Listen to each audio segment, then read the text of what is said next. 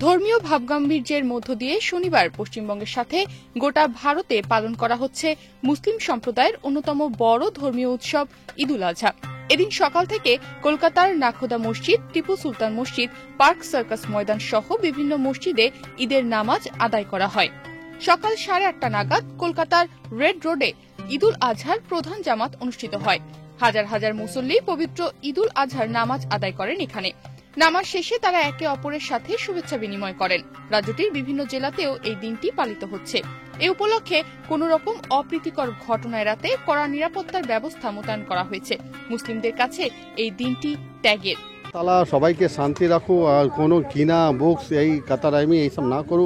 মানুষ সব মিলজুল আর সবাই ইনসানিয়ত পেশ করছি, এই আল্লাহ থেকে এই চাচ্ছি।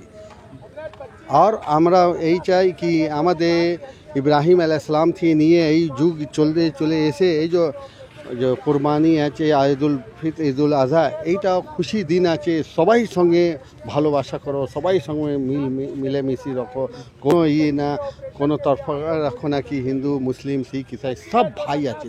স্বভাবতই নামাজ আদায়ের পর পুরো বিশ্বের মতো ভারতের মুসলিম সম্প্রদায়ের মানুষেরাও নিজেদের সাধ্যমতো এবছর পশু কোরবানি দেন। পশ্চিমবঙ্গের পাশাপাশি দিল্লি, হায়দ্রাবাদ, মুম্বাই, উত্তরপ্রদেশ, অসম, ত্রিপুরা, জম্মু কাশ্মীর, বিহার সহ দেশের প্রত্যেকটি জায়গায় যথাযথ মর্যাদার সঙ্গে পালিত হচ্ছে ঈদুল আজহা।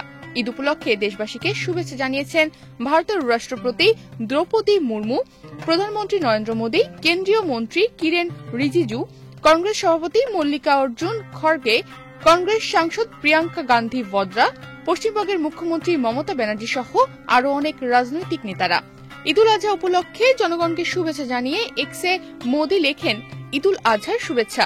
এই অনুষ্ঠান আমাদের সমাজে সম্প্রীতি ও শান্তির ভিত্তিকে শক্তিশালী করুক। সকলের সুস্বাস্থ্য ও সমৃদ্ধি কামনা করছি।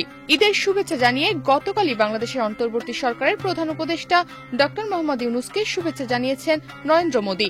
টুইট করে পশ্চিমবঙ্গের মুখ্যমন্ত্রী লেখেন, ঈদ মুবারক।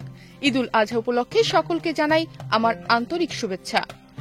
নিউজ ডেস্ক, বাংলাদেশ প্রতিদিন।